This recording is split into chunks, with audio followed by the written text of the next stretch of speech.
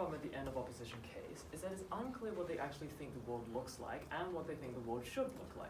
Because when they tell us at first that the people want their safe space, then they need to engage with the news only in the way that they feel as though they have their views represented. But then at second, that people get glimpses of representation and they can somehow seek discourse that they then tell us at third people don't want to be confronted with. It's unclear whether they think discourse is good. It's unclear whether they think representation is good. And it's unclear whether they support these echo chambers because it apparently introduced more people in news, or whether they don't. I think the problem then is that because they suggest these different things down the line, it's extremely unclear what their entire case line is. We have been extremely consistent that it doesn't matter if you engage with Tucker Carlson because that isn't news, and that the majority of people would benefit if the news of the world stopped being so extremist. Three contentions in this debate. The first is on characterization and disillusionment, the second on extremism, and the final one on a broad quality of discourse. First on characterization. I want to note here that down the line, opposition has forgotten numerous parts of the setup that I gave you. We told you things like it will require all controversial issues to be covered. That is to say, you can't just choose things that you don't want to cover, like they told us at third.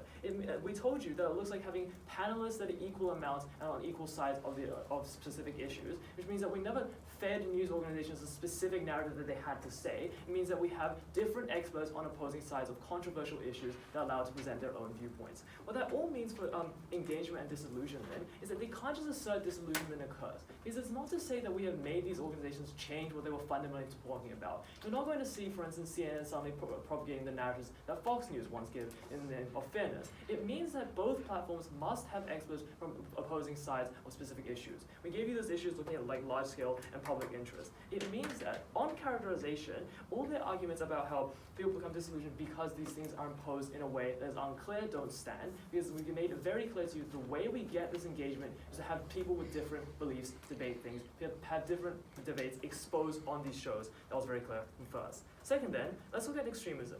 I think this point becomes the most important debate because it's the most engaged upon and it fundamentally shapes the change in society. What do we hear from opposition?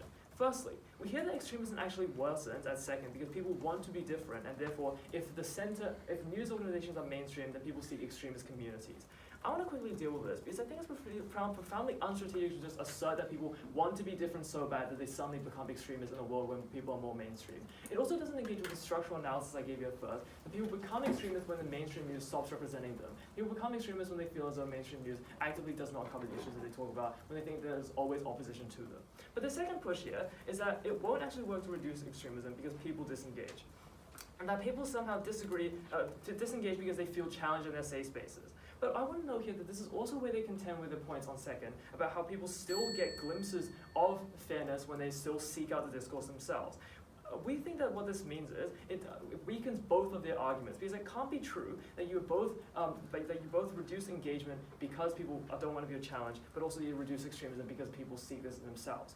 What this all means is that what we gave you still stands. That you structurally get more representation because you get more exposure to these different viewpoints. That even if not everyone buys in, we think that more people buy in, and therefore you're less likely to be forced into one side. But second, on the quality of discourse, because I think the biggest push here from opposition is that discourse actually worsens for groups such as minorities, because somehow in the status quo it was better. That somehow in the status quo you're more able to represent their problems. But the problem was never that the people who support you. The problem was that there's an increasing amount of people who hate you, increasing lack of reconciliation in society that leads to an inability to have a society that is able to come together to do things like have a balanced debate on subjects that matter to people, like affirmative action, like abortion rights. We think that in a world where you have actual balanced opinions, where minorities have their opinions represented by experts who are exposed to people who are least likely to believe in them in the status quo, that is how you get a society that is more balanced. So proud of the case.